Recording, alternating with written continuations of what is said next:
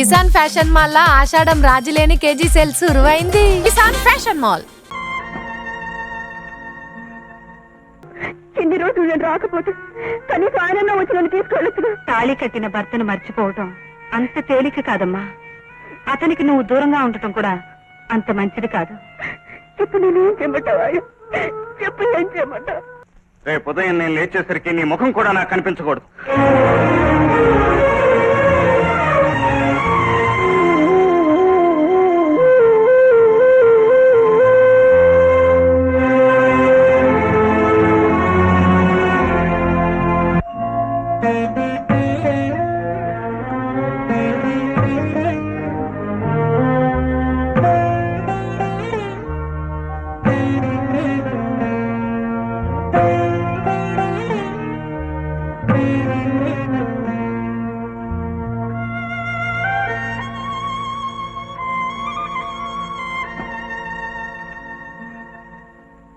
దేవి, దించుకున్న నీ తల ముంచుకొచ్చే నీ దుఃఖం చూస్తూ ఉంటే మేము ఊహించిందే జరిగిందని అర్థమవుతోంది.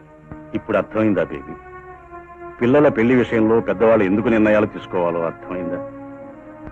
పరుగులు తీసే మీ వయసు ఎదురు దెబ్బ తినకూడదనే పెద్దవాళ్ల తాపత్రయం.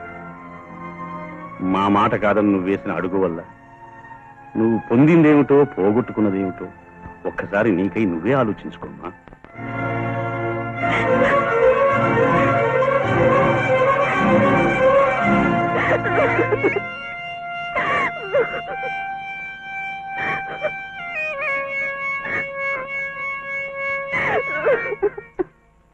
బాబు గారు, ఇంట్లో గ్యాస్ అయిపోయింది, అందుకని హోటల్ నుంచి క్యారేజ్ తీసుకొచ్చాను. హోటల్ భోజనమా? మీరు తినలేరు. ఎందుకంటే హోటల్ వాళ్ళు చేసే ఏ పదార్థంలోనూ ప్రేమ అనేది కలపరు కాబట్టి. అదేంటి బాబు, భోజనం చేయకుండానే లేచిపోతున్నారే? నాకు ఆకలి కాలేదు, నువ్వు వెళ్ళి భోంచి. నాకు తెలుసు బాబు, రేఖమ్మ తన చల్లటి చేతులతో ఆప్యాయంగా అన్నం పెడితేనే మీరు తినగలరు. చూడు బాబు, అమ్మగారి ఇల్లు పెట్టి అప్పుడే వారం అయిపోయింది. సంసారంలో వచ్చే కలతల్ని సర్దుకుపోతేనే ఆ కాపురం కలకాలం నిలుస్తుంది బాబు. నా మాట విని మీరు వెళ్ళి రేఖమ్మకు నచ్చజెప్పి తీసుకురండి బాబు. నేను వెళ్ళి నచ్చజెప్పి తీసుకురావాలా?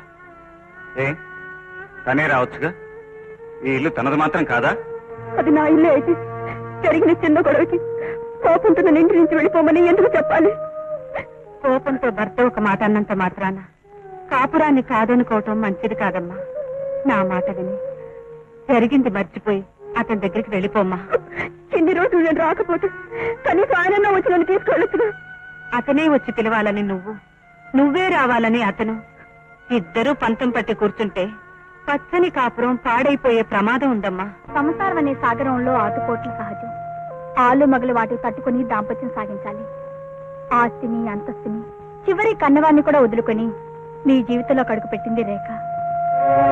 నా మాట విని మీరొక్కసారి దాని కళ్ళెదురు కనిపిస్తే అన్ని అపార్థాలు తొలగిపోతాయి. మళ్ళీ మీ జీవితం స్వర్గంగా మారుతుంది. రేపే నేను మా అత్తగారు వెళ్తున్నాను. నేను మళ్ళీ తిరిగి వచ్చేసరికి మీ ఇద్దరు అన్యోన్యంగా ఉండాలి.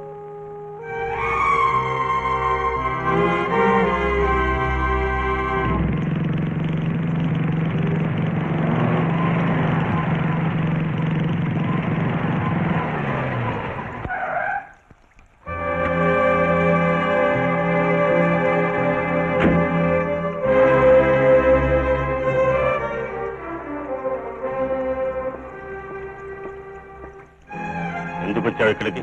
నా భార్యను నా ఇంటికి తీసుకెళ్తాను. నువ్వు పొమ్మన్నప్పుడు పోయి రమ్మన్నప్పుడు వస్తుందనుకున్నావా?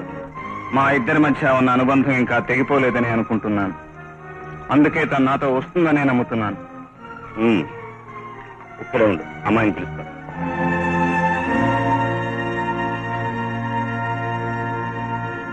ఏమండి, నా మీద మీకు ఇంకా కోపం తగ్గలేదా?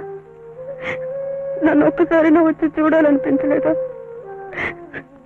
నాకెంత శిక్ష వేయడం అన్యాయం అండి.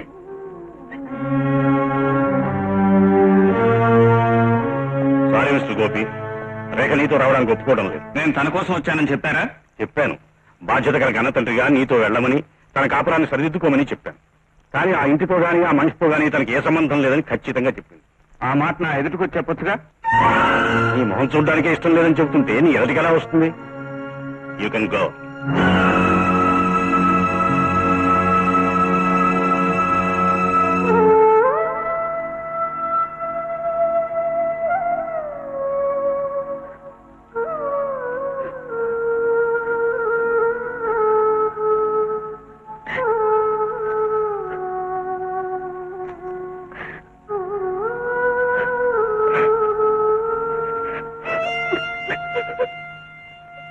అమ్మా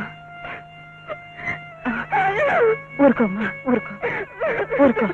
చూడమ్మా రేఖ, తాళి కట్టిన భర్తను మర్చిపోవటం అంత తేలిక కాదమ్మా.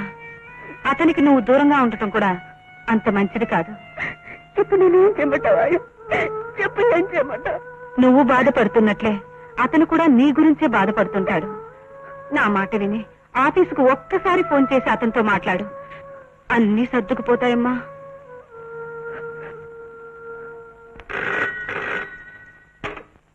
Hello, Lakshmi automobile. హలో, నేను గోపి గారితో మాట్లాడాలి. ఆయన కొంచెం పిలుస్తారా? సారీ మేడం, ఆయన ఉద్యోగం మానేసి వెళ్ళిపోయారు.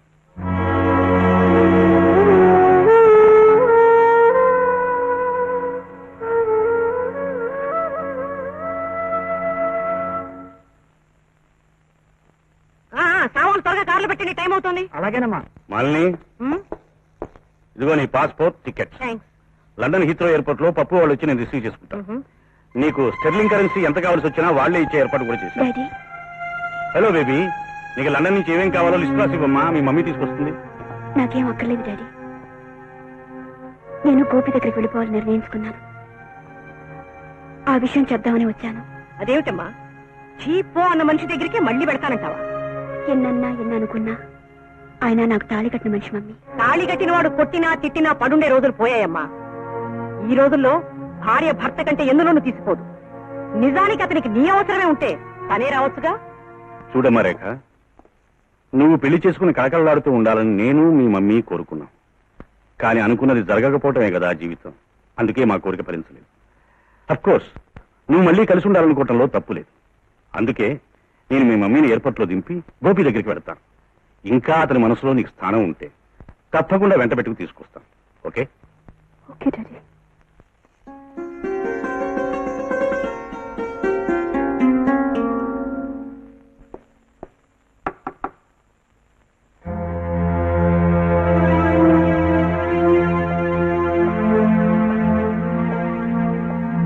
ఆశ్చర్యంగా ఉంది. దారి తప్పొచ్చారా? కాదు, కన్న కూతురి కోరిక తీర్చడం కోసం తప్పనిసరిగా మరోసారి నీ దగ్గరికి రావాల్సి వచ్చింది. అలాగా. మొదటిసారి మీరు నా ఇంటికి వచ్చినప్పుడు చీకటిగా ఉండటం వల్ల వ్యవహారం బెడిసి కొట్టింది. ఇప్పుడు వెలుతురుంది గనక మీరు వచ్చిన పని జరగొచ్చు అనుకుంటాను. చెప్పండి, మీ అమ్మాయి కోరిన కోరిక ఏమిటి?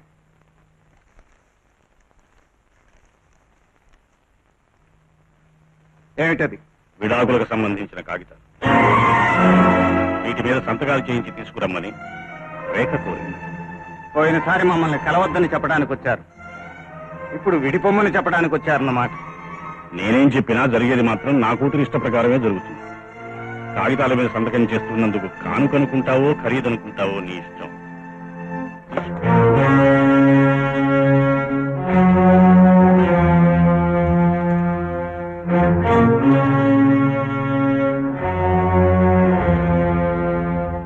Thank you. లక్ష్మీ వరప్రసాదరావు గారు,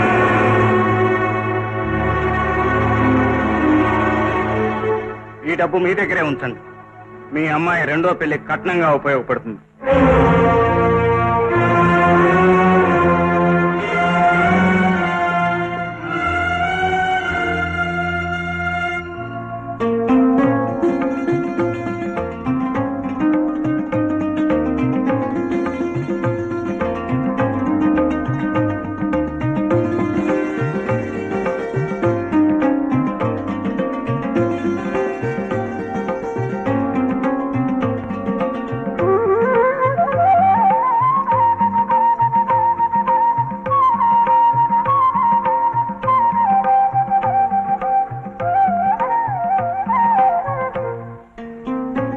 ఈ పాటికి డాడీతో ఆయన బయలుదేరే ఉంటారు.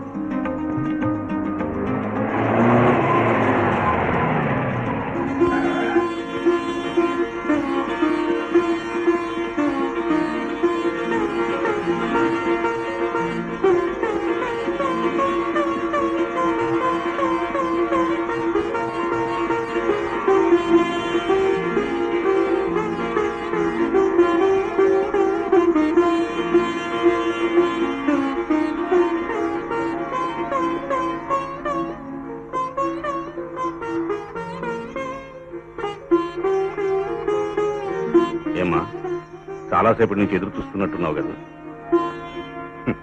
నువ్వు చాలా అమాయకురాలు అమ్మా. నువ్వు అతన్ని ప్రేమించావు గాని అతను నిన్ను ప్రేమించలేదు.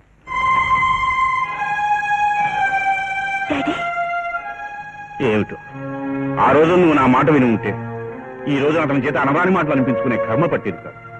ఏమిటి మీరనేది? ఆయన ఏమన్నారు? ఏమన్నాడా?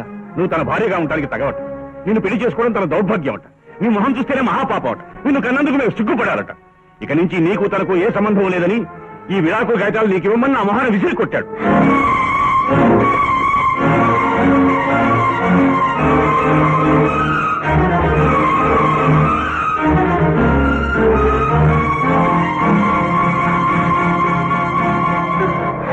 అమ్మా అమ్మా మా బేబీ